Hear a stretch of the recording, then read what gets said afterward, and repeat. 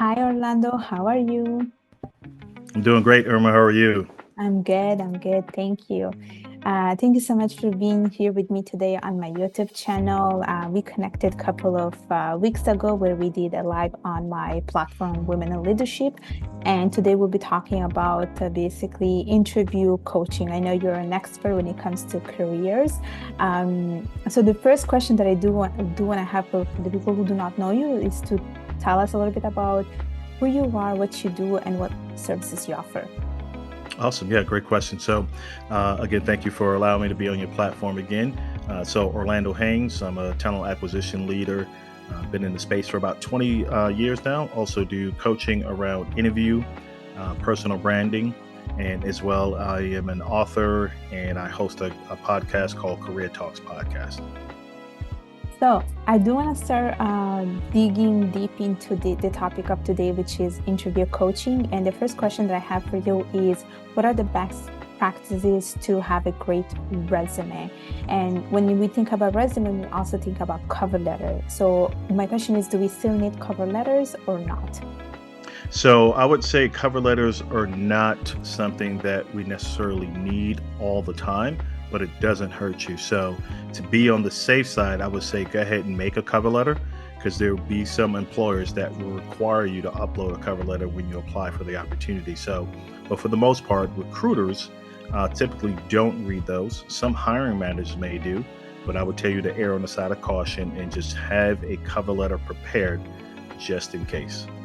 And for the resume, what would you say are the best practices? Because I think, the very first step on getting a call is to have a great resume. So what would you say like are the best things or the best practices to have a great resume? Yeah, great question. So I would tell you the traditional format that's in chronological order is the best way. That's the most ATS friendly and the most friendly for recruiters to read. So there's different formats and styles you can use. Again, I will tell you just to stick to the traditional format. If you're in the executive level and things like that, it gets a little different where they can put graphs and all these kind of, fancy bullet points and things like that to make it more appealing. But for the everyday worker, mid-level, senior management, I will tell you that the standardized tradition format is better. And again, keep it in chronological order. But what makes the resume stand out is the content. You want to Mm-hmm. focus on making sure you're having uh, items in there that kind of speak to forward thinking, meaning what can you bring to an organization, not only what you've done, but what can you do, and making sure that it's packed with things like quantifiable data, dollar signs that you've saved, increased percentage points that you've changed, processes, things like that that show you can move the needle when you take on a project or a new role. So I have a question about that Mhm. because you want to talk about like what you can bring forward. Like in what section of the resume would you put it? Like is it like does it have a specific section or is it like within something else? So you can do that in the body of the email. You can also put it in the summary. So it's Okay. no longer the objective because the objective is that you want the next career. So that's kind of self-explanatory. What you want is a summary of your skills. But again, in the body of the resume in each position, you want to speak again not only forward thinking, but what you've done, but with the quantifiable data. So it may take an investment unless you're super really good at being a creative writer, but I always urge again on the side of caution. Think about you're making an investment into your future, maybe a couple of $100s, and you may think that's expensive, but when you're getting a position that's increasing your salary by, 5K, 10K, 20K plus, then that investment into the resume doesn't seem that hard. So think about it that way. Make the investment into your future by getting a well-crafted resume. And most certified resume writers know exactly what to do to make sure it's user friendly, or should I say ATS friendly, recruiter friendly, and for the recruiters to want to pick up the phone. Mm-hmm. And what would you say it's considered to be too long for a net resume? Like, would you say that standard way it's like a page? Is it okay to have 2 pages, 3 pages? Because I have met people that like gave me resumes that were like 5, 6 pages long because they just has so much to write. But then I feel like it's a bit too much. Yeah, it's a great question. I would say the standard is probably 2 to 3. It Okay. also depends on the industries. Like government can be a lot lengthier, can be 6, 7, 8, 9 pages because the certifications, the licensing, the different, ways to be able to have private clearance and things like that. But the standard, again, for I'll use the term everyday job seeker, is about 2 to 3. You want to cap it out probably about 10 years, which is still somewhat of the standard. But if you have 15 plus, years of experience, I would still only add the relevant information. And so, but again, it comes to the content. The content will make it shorter because you're writing succinct sentences Hmm. and bullet points to make your point come across as you being a strong candidate. 3 to 4, I would say 4 or 5 pages is probably excessive. Hmm. Again, it's too wordy at that point, and it might be repetitive. So it can be condensed to 2 to 3 max, depending on the years of experience you have. Gotcha. Gotcha. Yeah, it makes Mhm. sense. Um, Moving on to the next step, which is okay, we have our resume. Hopefully, we get a call and then we get to go for an interview. What are the best tips to be prepared for an interview? Because I think a lot of people still do a lot of mistakes when it comes to interview. I don't think some of them are not dressed well. Some of them are they have not done enough research on a company. Like, what are some of the best tips that you can provide? Yeah, so the best thing that I've seen, or should I say, the common theme that I've seen with most folks is their confidence. They lack the confidence when it comes to the interview. So, doing the research, a lot of them are doing it now. They kind of cut on because of the questions that are being asked. But I would say the moment you're submitting your resume is when you need to practice how to interview. Right? Do the research, do the role plays, look at different videos, get a coach, whatever you can to practice because you want to master what's on that resume and be able to speak to it. But the confidence thing is really, really key. Job seekers need to know that they're not on the hot seat. This is a mutual conversation between you and the employer.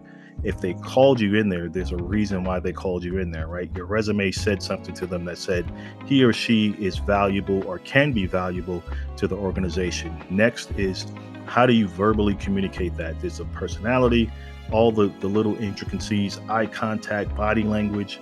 You want to practice those Mhm. things. So definitely look at a video, role play with some folks, get some help on that. But again, build your confidence because it's you selling you. No one else knows you better than you. I like this tip about confidence because I think a lot of the time we think about, researching the company, knowing a little bit more about the manager, which is still important. But I think it's like you said, it's more how you come across during the interview. And I think confidence really says a lot. Like if you're able to be confident, you're able to, even if you don't have everything, even if you are not able to answer some of the questions, but if you have the like enough confidence to come up with an answer, I think it just shows really a lot about you. Correct. Yeah. Um, so my other question is still on the topic of interview is at some point during the interview, we are asked, you know, do you have any questions for us? And most of the times people don't have any questions. What would you say is the best thing to do? Like, do we just leave without asking any questions, or do we ask a question? And if so, what will be something that would impress the potential employer? Absolutely. So, another great question, and I see a lot of folks tend to forget this, but not having questions for the employer is a huge red flag. That basically tells me you're not really interested. You didn't do the research. So, you're kind of coming in to see what's in it for you versus how can you merge your skills and your talents to the organization.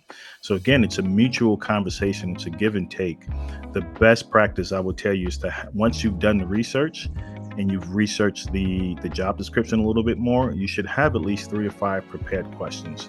But this skill requires active listening as well, because Mhm. in the conversation, he or she, the employer, may have already answered some of your questions that you already have listed down that you're prepared to ask at the end. Um, but I would tell you to still active listen because they may spark something else. And so a key strategy or a tip is have a notepad right next to you. You know, set the stage for you to be prepared for things like this and say, is it okay if I take notes throughout the conversation? And they say, okay, yeah, great. And so, as they're saying something, there's nothing wrong with dropping your head and making a note, whether it's through video, through Zoom, through Teams, or face to face. This way, you're reminding yourself, hey, these are some great points we made throughout the discussion. I want to circle back to the point you made about, the workload, or the scale of projects that we're working on, or what does it look like for the working with different departments. And so that's the best strategy to do that. But you always want to have questions in an interview ready to go. And again, the active listening, so you can pivot if need to ask something else that was already, that's being discussed in that conversation. I do like this idea of having like a notepad, because I think a lot of the times when you go to an interview, it's usually the employer who has like a notepad, or at least a notebook where they write down stuff about you, but you don't see the other person, the person being interviewed, who's having anything. And I think it's a good, interesting approach to take, because I think we often really think about interviews sort of like an interrogation, but I don't think it should be taken with this approach. It should be really a conversation. Unfortunately, a lot of companies take it with that approach, that it's just an interrogation, but it's a two-way street, because yes, they want to hire you, but you also want to see if you have a fit with the potential company that you want to work for. So I think I do really like this tip about like taking notes down about what is being said, and then going back to the questions afterwards, towards the end of the interview. Yep. And I'll add this last point is because you get nervous, right? So you'll have memory block, mental blocks, and you'll forget what you want to ask or say, and then you're left with no questions, and Yeah. then you've just blown the interview. So do exactly what they're doing. They know that they're not going to remember every answer you give to every Yeah. question they ask. So write it down. Do exactly what they're doing. Yeah, definitely. I definitely agree with this approach. I do have another question, and I know you already spoke about it a little bit, but if you wanna stand out in an interview, what is this one thing besides confidence and besides having a notepad to write down the questions? Like, is there anything else that you can suggest, or anything else that comes to your mind? Yeah, I would say your personality can make an impact too, because as they're looking at you, in the conversation, or I'll take a step back. They looked at the resume, so they're saying technically he or she seems to be a good fit. When Hmm. you come in, they want to see how you can communicate, what you've done, what you can do, how do you think, what's your methodology, but they are also looking at, can I work with this person? Hmm. Right? Is this person likable? Or is this person too rigid by the book that there's no flexibility? Because we're an organization that can pivot on the dime and change the direction of a project. Is this person more rigid in saying, I need full 100% instructions before I can move left or right? And that company may be fluid. And so they got to see, hey, is he or she a good fit for the total team? Are they a cultural add? Can they impact us? Can they move us forward? Can they make us better? And so your personality needs to come across, but also how you communicate, again, to that confidence piece, but make it a conversation again.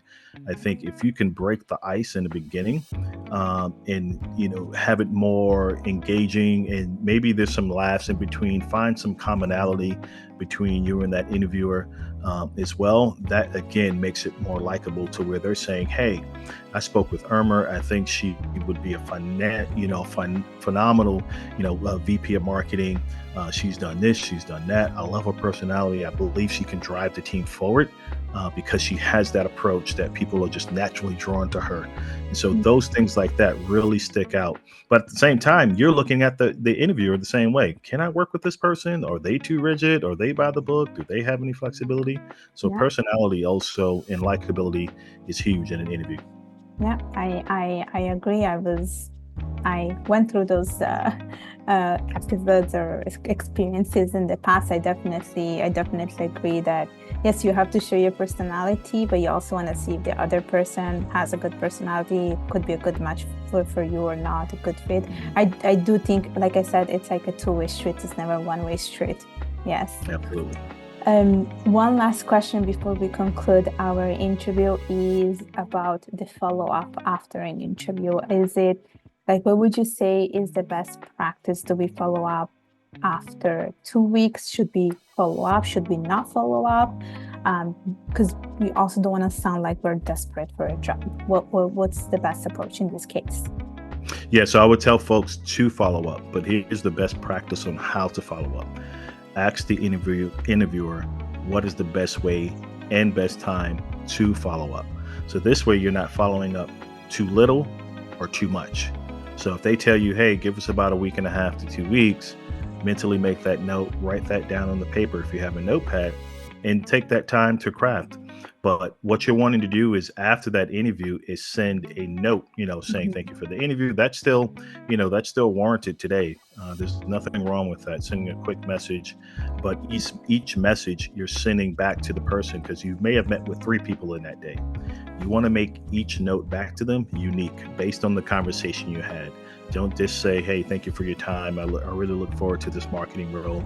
Hopefully I can be a good fit for the organization. That's too generic. Make it really specific. Point out some things that was discussed because that also gives you an opportunity to write in some things and share some things that you might have forgot, right? Because again, you get nervous. Yeah. But the follow up is completely different. The follow up is checking in on your application status. Where you at in your candidacy. They haven't followed up, but again, make that communication piece thoughtful as well. I know you're super busy. I just wanted to touch base per your guidance. You said to follow up in about 2 to 3 weeks, or 2.5 weeks, whatever it is. So I just wanted to touch base. Again, hopefully everything is going well. I look forward to your feedback. And keep it simple.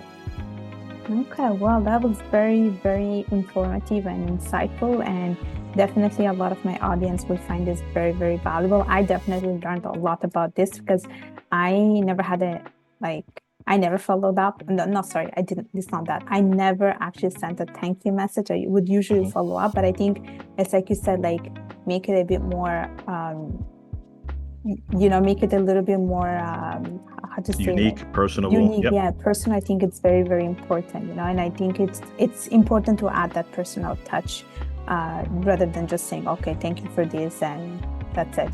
It's important to add a little bit more information. Yes, I agree. Absolutely. Well, Orlando, we're not done yet. I do Okay. have 5 rapid fire questions for you, which are different from the ones that you had last time. I think we had them last time, if I'm not mistaken. Yes, we did. So, are you ready for the 5 rapid fire questions? Yes, ma'am. Ready to go. Okay, so my first question is, if you could instantly learn a skill, what would it be? Oh, great question. I would say more technical skills like Excel and PowerPoint on an advanced level. Perfect. Second question, the most unusual food you have ever tried? Food. Uh-huh. I would say in Dubai, I had a camel burger. Oh gosh. Very sweet. You wouldn't know the difference. Oh gosh. The third question, the best concert you have ever been? Oh my God. The best concert probably would have been way back. It was a rap concert of an old group called EPMD. I used to be neighbors with them before they became famous. Yes. Wow, wow. Nice. The fourth question, your favorite show to binge watch? Oh, it used to be Suits. Okay. Now I don't have one, but I've been watched the entire series. I did go back twice, so I would still say Suits Okay. And on last Netflix. question, favorite snack? Ooh, vanilla ice cream and chocolate cake. Nice. Terrible. I'm terrible. Well, Orlando, thank you so much for being here with me today. Before I let you go, do you want to tell us where people can find you?